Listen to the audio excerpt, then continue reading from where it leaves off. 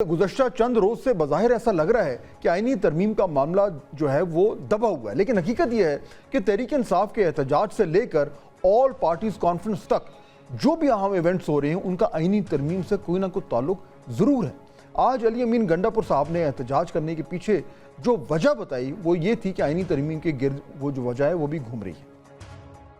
آئین میں ترامیم بھی اپنی مرضی کی کر رہے ہیں، اس میں اب انہوں نے اپنے لوٹاکریسی ہے، ہارس ٹریڈنگ ہے، اس کو بھی لیگلائز کر دیا ہے۔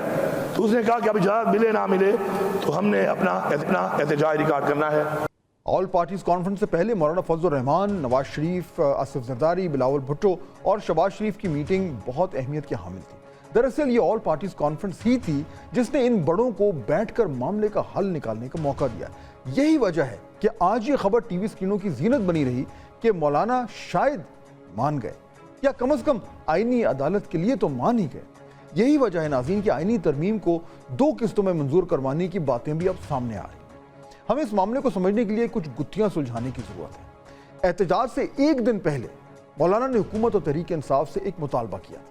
یہ جو آئین کی بل ہے اس کو مؤخر کر دیا جائے تاوقتے کہ کانفرنس اپنے انجام کو پہنچے۔ اس دوران میں داخلی جو تنازعات ہیں اور سیاسی اختلافات ہیں اس کو ہمیں یکجہتی میں تبدیل کر دینا چاہیے۔ میں اپوزیشن سے بھی یہی اپیل کروں گا کہ وہ اپنے احتجاجات اس دوران نہ کریں، اس کو مؤخر کر دیں تاکہ اس دوران میں کوئی منفی پیغام ہمارے عوام کے صفوں سے نہ جائے۔ تحریک انصاف نے مولانا کی بات پر کان نہ دھرے، لیکن بظاہر ایسا لگتا ہے کہ حکومت اور اتحادیوں نے مولانا کی بات مان لی ہے۔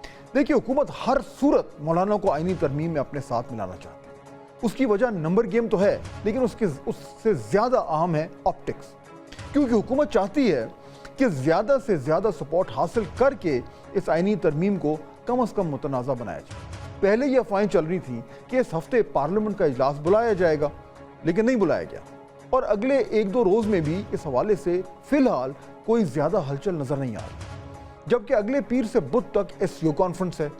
یہی وجہ ہے کہ حکومت کا سارا فوکس اس وقت جو ہے وہ SCO کی طرف ہے، اور اس سے پہلے کوئی نیا بکھیڑا مشکلات میں اضافہ کر سکتا ہے۔ اسی لیے ناظرین، مولانا کو ایک طرف تو آئینی عدالت کے قیام کی حد تک منانے کی کوشش کی گئی ہے، تو دوسری طرف اس معاملے کو 16 اکتوبر کے بعد حل کرنے کی حکمت عملی بھی بنائی جا رہی ہے۔ اور شاید یہی وجہ ہے کہ ایک طرف حکومت کی نمبرز گیم پوری ہونے کے حوالے سے مختلف خبریں آ رہی ہیں اور میڈیا کی زینت بن رہی ہیں، تو دوسری طرف بیرون ملک حکومتی اراکین کو واپس بلانے کی باتیں بھی سامنے آ رہی ہیں۔ جہاں تک تحریک انصاف کا تعلق ہے، انہوں نے یہ حکمت عملی بنائی ہے کہ ان کا کوئی بھی پارلیمنٹیرین 25 اکتوبر تک پارلیمنٹ کے کسی بھی سیشن میں نہیں جائے گا، جبکہ پارٹی آفیشل کو جن ارکان پر شک ہے ان کی مانیٹرنگ تک شروع کر دی گئی ہے، اور اب تک 7 کے قریب ارکان جو ہیں ان کی لسٹ بنائی گئی ہے جن پر پارٹی آفیشلز کو شک ہے۔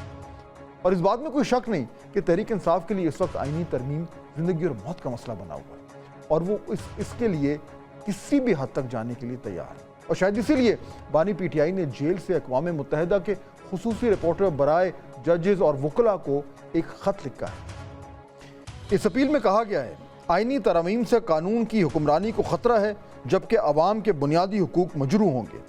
آئینی ترامیم سے فوجی اقدامات پر عدالتی نظر ثانی ختم ہو جائے گی، یہ ان کو فوجی عدالت کے حوالے کرنے کا ایک منصوبہ ہے۔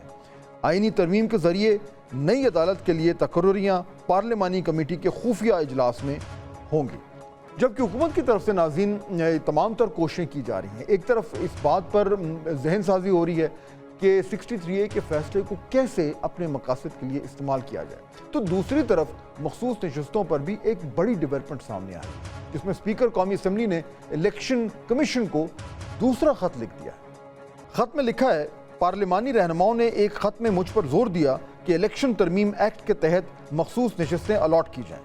الیکشن کمیشن کے سامنے ایک سادہ قانونی سوال ہے کہ یا تو الیکشن ترمیمی ایکٹ کے تحت نشستیں الاٹ کر دیں، یا سپریم کورٹ کے فیصلے کے مطابق جو ترمیم سے پہلے قانون پر بنی ہے۔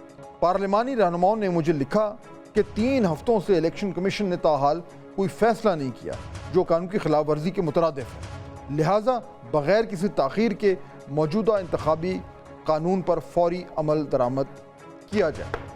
اور تیسرا، ناظرین، مولانا کو منانے کے محاذ پر بھی مسلسل کام جاری ہے۔ قصہ مختصر، हुकूमत एक दफ़ा इस आईनी तरमीम को पार्लियामेंट में लैंड करवाने से पहले ही नाकाम हो चुकी है, इसलिए दूसरी फेल्ड अटेम्प्ट जो है वो किसी भी लिहाज से हुकूमत और इत्तेहादियों के लिए जो है वो बहुत ख़तरनाक साबित हो सकती है। इसलिए हर तरह की हिकमत अमली जो है उसको इस्तेमाल किया जा रहा है, और यही वजह है कि ऑल पार्टीज़ कॉन्फ्रेंस के मौके पर तहरीक इंसाफ के अलावा तकरीबन तमाम स्टेक होल्डर्स थे, जहाँ मौलाना से आईनी तरमीम पर बात हुई और वहाँ और पार्लियामेंट के इजलास बुलाने के हवाले से भी दीगर स्टेक होल्डर्स से भी मुशावरत हो चुकी है। और ख़बरें ये भी आ रही हैं कि 16 अक्टूबर के बाद किसी भी वक्त आईनी तरमीम का जहाज़ लैंड कर सकता है।